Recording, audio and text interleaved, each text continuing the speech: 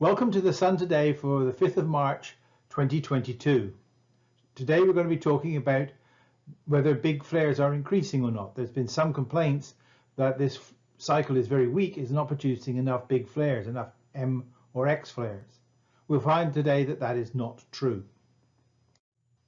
But first, let's take a look at the 24-hour summary of what's been going on the Sun, as posted on Twitter today. In panel 1, you can see that the sunspot number is fairly stable at 83.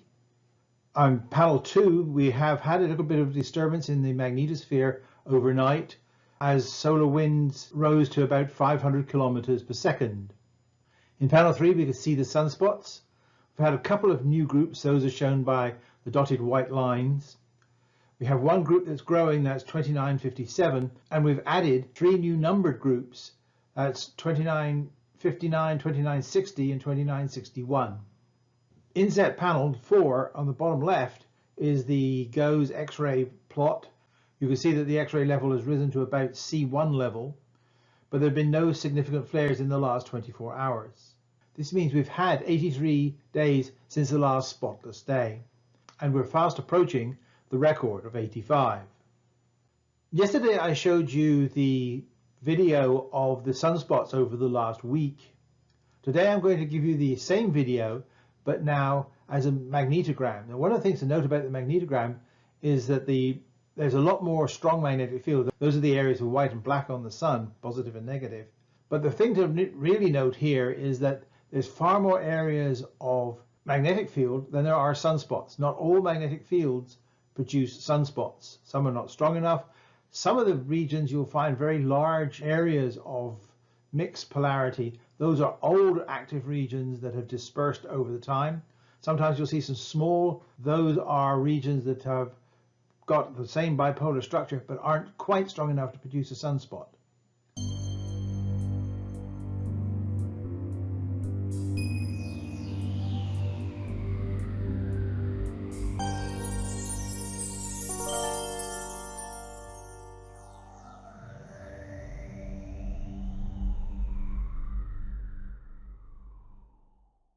Let's take a look at our main subject today. That's the rate of flares. And we'll start with M flares. In 2020, the whole of the year, we only had 2 M flares. So that averaged about 1 M flare every 183 days. In 2021, we had 30 M flares, which brought that rate down to 12 days between M flares. But so far in 2022, we've had 10 M flares, and that makes the rate about 1 M flare every 6 days. So we've nearly doubled the rate of M flares so far this year. Now that may fall off or it may accelerate. I think it's more likely to be the latter. The main complaint I'm getting though is where are the X flares? Particularly after all of X flares we got in solar cycle 24. We had 48 of them over the 11-year period. And this is how they were distributed. The y-axis here is the intensity of the flare. And then the x-axis shows how those were distributed in time. You can see it was quite some time before solar cycle 24 produced its first X flare. And then there seems to be almost a random distribution of X flares up until the time of maximum. And the most intense burst of X flares was late in 2015. And after that, we absolutely had no M flares at all for 4.5 years. So how does solar cycle 25 compare with that? So I'm going to put in the 2 solar cycle X flares we've had so far on the same scale as solar cycle 24. They're shown there in this sort of purpley red color. And you can see we're already ahead of solar cycle 24 with solar cycle 25. We've had 2 X flares before the solar cycle 24 would have got underway. Now, even if we get no more X flares in the next 6 months, we're going to be at least equal to, if not ahead of, solar cycle 24. This would say that we'd have something like 5 or 6 X flares this coming year, maybe more. And then we'll see where maximum turns out to be. That's where we expect the most X flares.